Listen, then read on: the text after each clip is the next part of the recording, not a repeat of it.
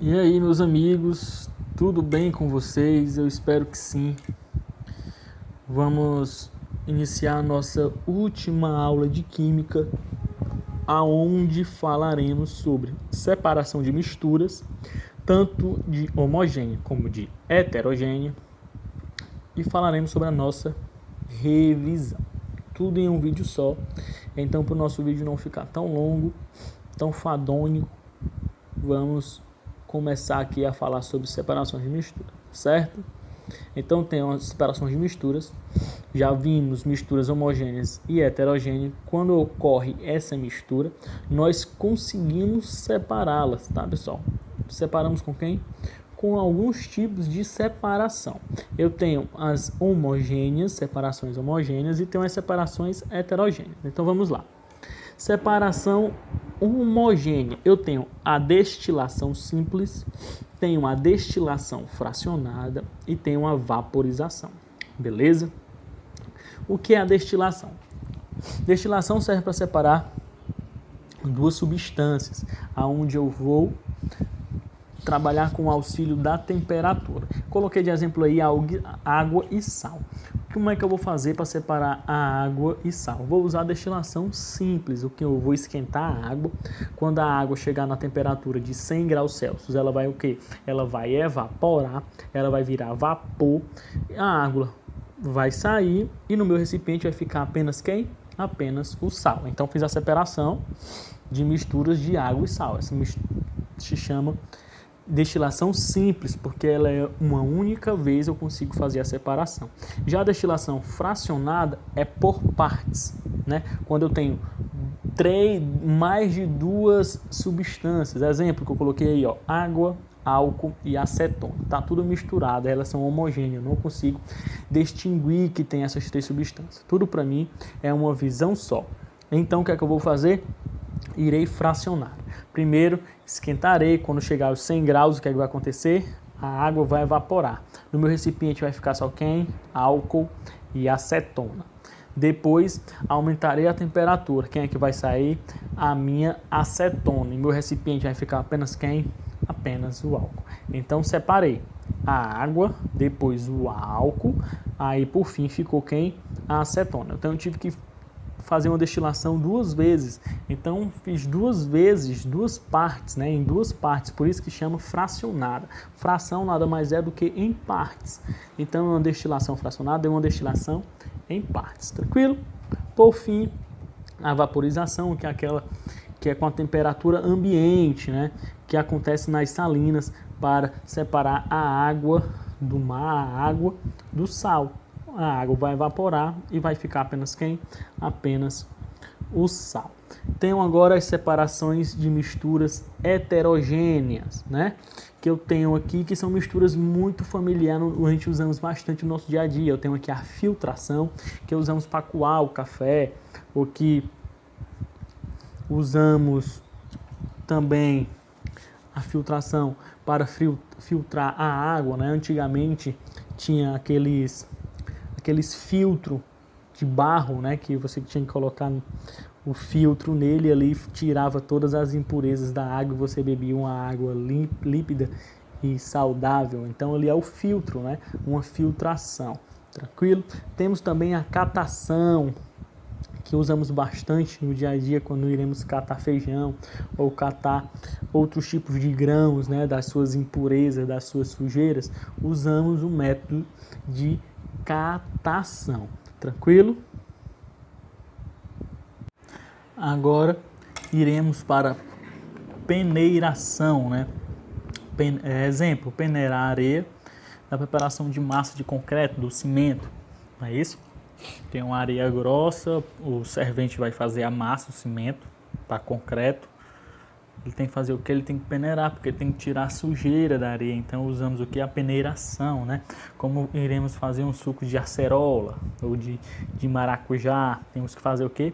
Passar pela peneira, para aquela sujeira da semente não ir no suco, não é isso? Então é uma separação. Olha só, eu estou dando aqui exemplos de que fazemos separação de misturas no nosso dia a dia e nem percebemos isso, né? Tem aqui a ventilação, que é bastante usada para separar os amendoins das suas cascas. Você coloca o vento, um ventilador, as cascas todas voam e vai ficar só o quê? Os amendoins. Eu tenho separação magnética, que é quando eu uso um ímã para fazer essa separação. Eu tenho a decantação. A decantação, que é a decantação? Eu tenho um recipiente onde eu tenho a água e a areia. O que é que eu vou fazer para separar? Eu vou deixar a areia dormir ou descansar, como se fala. Ela vai baixar todinha e depois eu vou tirando aos poucos a água até no fundo do recipiente ficar apenas a areia. Isso se chama decantação. E eu tenho a centrifugação. Centrifugação é o mesmo processo que as máquinas de lavar fazem, né? Elas giram para tirar as sujeiras, a impureza, não na máquina de lavar. A máquina de lavar, ela faz um processo de centrifugação para enxugar as roupas. No caso aqui da centrifugação, é para eliminar duas substâncias, uma que tem uma massa maior do que a outra. No caso, é bastante utilizada para tirar impurezas do sangue, né? Quando você vai fazer uma doação de sangue, todo o sangue passa por uma centrifugação para eliminar as impurezas do sangue e aí passar para doação. Tranquilo? Aqui eu tenho alguns exemplos, ó. Primeira imagem, a catação. Segunda imagem, a filtração. Terceira imagem, peneiração. Quarta imagem, separação por magnetismo, né? Separação magnética. Eu tenho aqui um exemplo da decantação, onde eu tenho água e areia. Eu deixo a água dormir, ó. A areia vai ficar toda no fim do recipiente e depois eu vou fazendo só a eliminação da água e no fim do recipiente vai ficar apenas a areia. Eu tenho aqui a centrifugação. Olha só, esse aqui foi o que essa primeira imagem foi o que eu acabei de falar sobre a eliminação de impurezas do sangue, e na segunda imagem é na máquina de lavar, a centrifugação. Tranquilo? Agora nós partimos aqui para alguns exercícios. Não é isso aqui que eu quero abordar com vocês. O que eu quero abordar com vocês é a nossa revisão. Então eu tenho aqui a nossa revisão, nosso questionário de química. São 15 questões, na qual eu vou ler as questões, vou ler as alternativas, são tudo perguntas com alternativas, tá? Eu vou lê-las e vocês respondem, dá pausa no vídeo e respondem, porque no slide seguinte tem a resposta, tranquilo? Então vamos lá. Então vamos aqui para a nossa primeira pergunta. Olha só, revisão. Qual é o fator determinante dos 3 estados físicos da matéria? Qual é o fator determinante para que os estados físicos mudem? O sólido para o líquido, líquido para o gasoso, gasoso para o sólido, sólido para o gasoso. Quem é que faz essas mudanças? Quem é esses fatores determinantes? Então tem a alternativa A, vapor e temperatura, B, vapor e pressão, C, temperatura e fusão, D, pressão e temperatura, e a alternativa A é pressão e fusão. Observem o que vocês acham, dê pausem aí, pensem um pouco, e agora irei passar o slide que vai conter a resposta. A resposta é a minha alternativa D, pressão e temperatura. Vou colocar aqui o nosso caneta para me explicar um negócio. Lembra quando eu falei que elas são inversamente proporcionais? Quando a minha pressão sobe, a minha temperatura desce. Eu dei o exemplo até das montanhas, das serras, né? Quando você está subindo a serra, seu ouvido tampa. Por quê? Porque a pressão é muito alta. Em compensação, a temperatura é baixa. No alto da serra é o que? É frio. Só que elas são inversamente proporcionais. No nível do mar, a pressão é o que? É baixa, que é onde nós estamos, né? Nível do mar. Em compensação, a temperatura ela é o que? Alta. A nossa temperatura é alta, concorda? Que a nossa temperatura é sempre no mínimo 28 graus, nessa faixa, na média de 30 graus. Por quê? Porque estamos no nível do mar, onde a nossa pressão ela é baixa, entretanto, a nossa temperatura é alta. Então, responsável pelas mudanças dos estados físicos é quem? Pressão e temperatura. Passando o slide, alternativa, questão 2. Qual o nome do cientista que deve a descoberta dos elétrons? Quem descobriu os elétrons?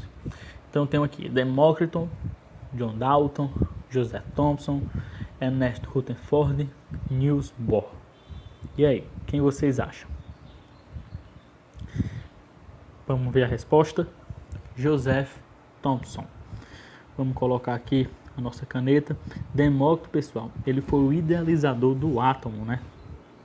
Isso foi 400, por volta de 400 antes de Cristo, tá certo? O Dalton, ele foi o primeiro cientista a estudar o átomo, tá ok? O modelo atômico dele foi chamado de bola de bilhar, não é isso? Bola de bilhar, ok? O Joseph Thomson foi ele que descobriu quem? Os elétrons, né? O modelo atômico dele era até chamado, deixa eu abrir aqui outra tela, o modelo atômico dele era chamado de pudim de passas, pudim de passas. Por que o modelo atômico dele era chamado de pudim de passas? Porque ele acreditava que o átomo realmente era uma esfera, como o Dalton disse, que tinha uma massa positiva, e aqui a descoberta dele foi que dentro dessa massa tinha vários pontos negativos, que ele achava parecido com uva passas, aonde ele batizou de elétrons, que os elétrons são as partículas o quê? Negativas, tá certo? Então quem foi que teve essa descoberta? O cientista chamado Thomson. Pode ser Thomson ou pode ser Thomson, tá certo? Alguns livros vêm com Thompson e outros livros vêm como Thomson. Tranquilo? Beleza. Então, nossa segunda questão respondida. Terceira questão. O núcleo, parte central de um átomo, é constituído de: alternativa A, eletrosfera e próton; B, prótons e elétrons; C, nêutrons e elétrons; D, nêutrons e prótons; alternativa E, nêutrons e eletrosfera. O que vocês acham? Vamos ver? Alternativa D, nêutrons e prótons. Vamos abrir aqui uma tela. Vamos lá. O núcleo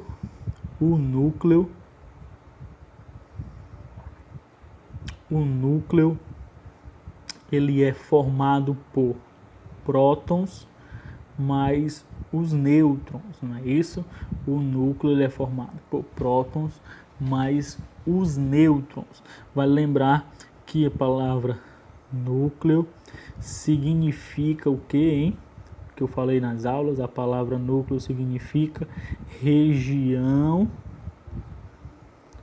central, é justamente o que está no centro do átomo, beleza? Então esse núcleo ele é formado por quem? Ele é formado por prótons mais nêutrons, tá certo? Vou tirar aqui. Próxima questão. Qual das propriedades abaixo é específica da matéria? Então, falando das propriedades específicas e propriedades gerais. Gerais equivale para todas as matérias, específicas vale para algumas. Então, eu tenho alternativa A, elasticidade; B, massa; C, divisibilidade; D, compressibilidade; e a alternativa E, temperatura. Vamos ver qual é a nossa resposta. Nossa resposta é temperatura, pessoal. Vale lembrar que elasticidade, massa, divisibilidade e compressibilidade, eles fazem parte de quê, hein? Eles fazem parte da propriedade geral da matéria. Propriedade geral da matéria. Funciona para todas as matérias. Entretanto, a temperatura é uma propriedade específica. A temperatura é uma propriedade específica. Por quê?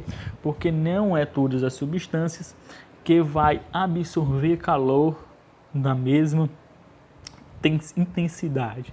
Não é isso? Não é toda substância que vai absorver calor com a mesma intensidade. O exemplo que eu dei na aula foi sobre o asfalto e o gramado, né? Você está no asfalto 2 horas da tarde descalço, está muito quente. Quando você passa para o gramado, refresca, porque se os dois estão no mesmo sol, absorvendo a mesma temperatura de 40 graus, beleza, os dois estão no mesmo sol, exposto ao mesmo sol de 40 graus. Entretanto, o gramado absorve menos e o asfalto absorve mais. Então, ela faz parte das propriedades específicas. Quem? Temperatura. Questão de número 5.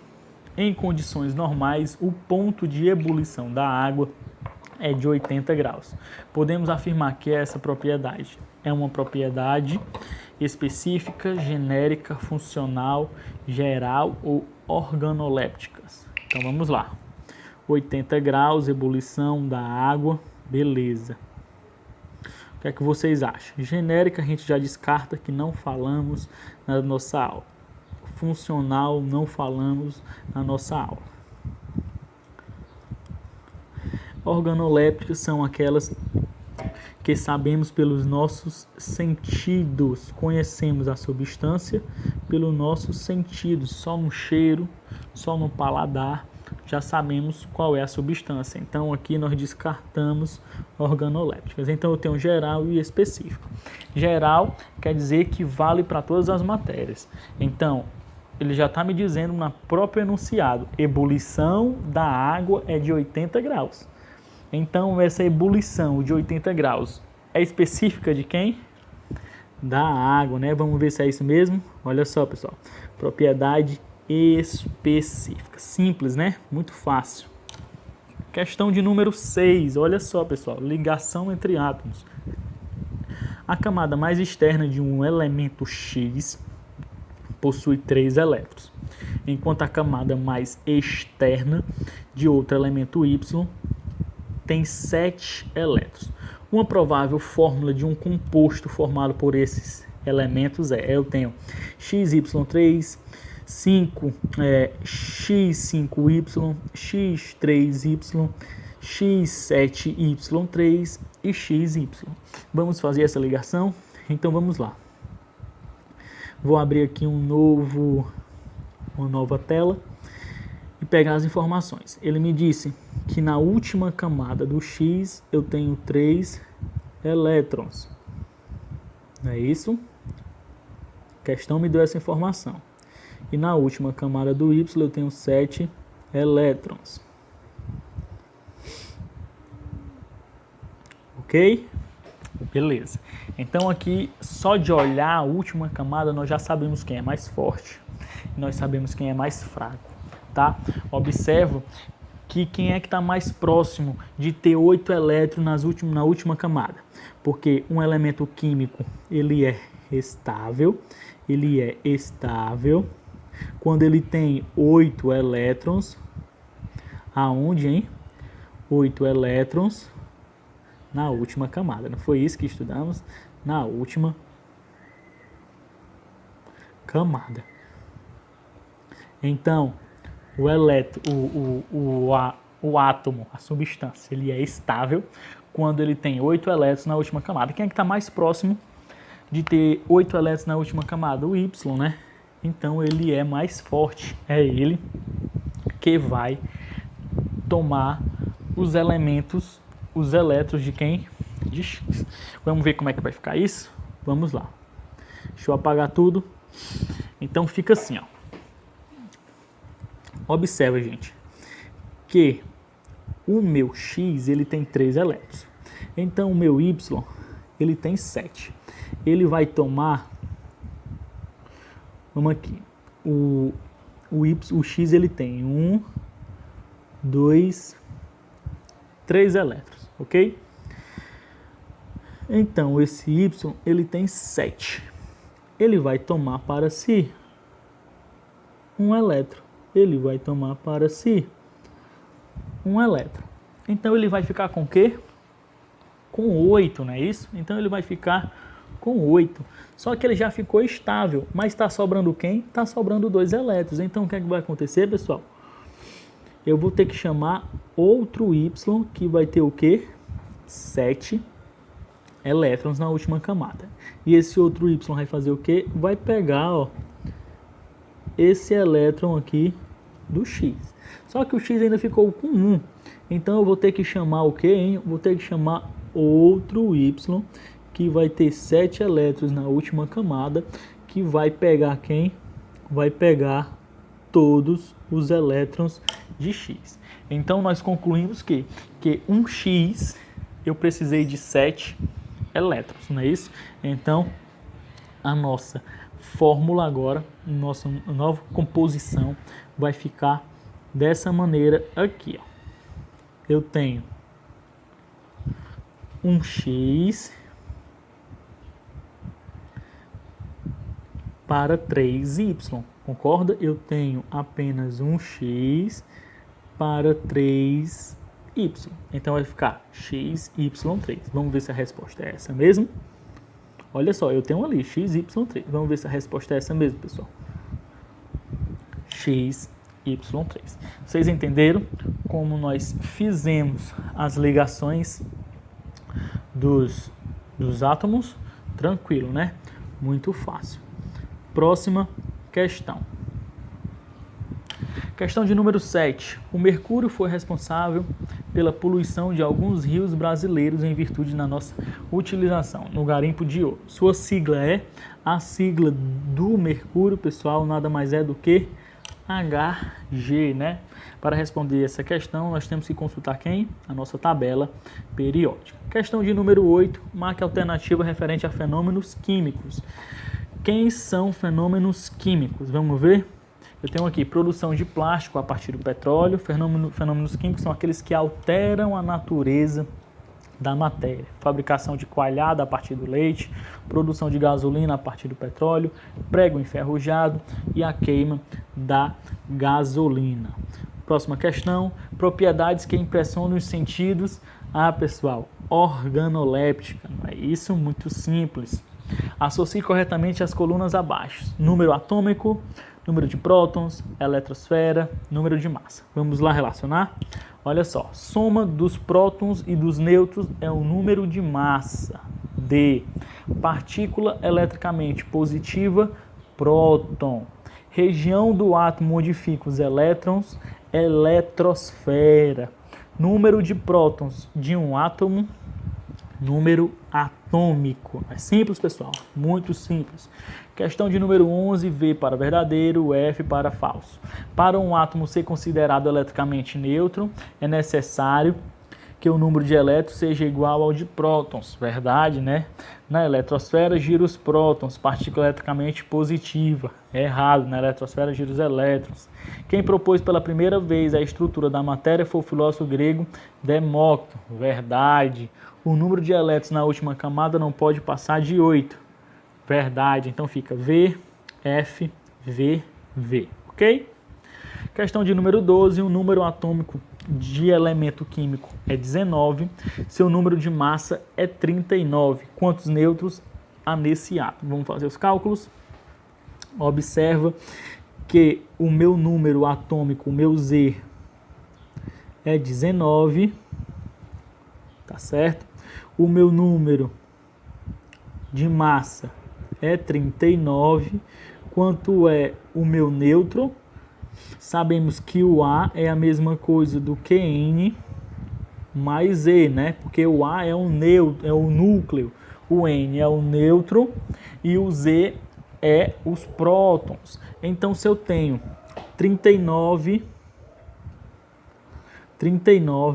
menos 19, vai ser quanto, pessoal? A resposta, 20. Então, já vejo ali que vai ser a alternativa A. Fácil, hein?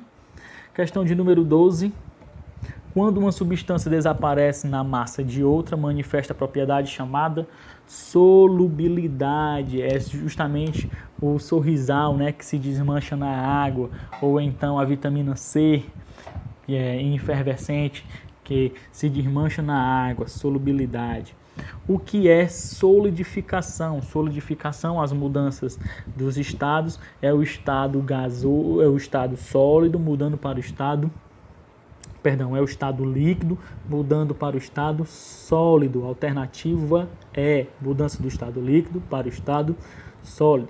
Última questão, pessoal, para encerrar nossa aula. A produção do vinho a partir do suco de uva é um fenômeno físico ou químico? A produção do vinho no suco de uva é um fenômeno químico, porque ele vai mudar a natureza. Era um suco de uva e agora é uma bebida alcoólica conhecida como vinho. Mudou totalmente a sua composição e estrutura. Beleza? 15 questões referente à nossa revisão. Olhem para essa revisão, porque está idêntica à nossa prova, tá certo? E também a nossa aula sobre separação de mistura. Espero que vocês tenham entendido. Um forte abraço e até a próxima.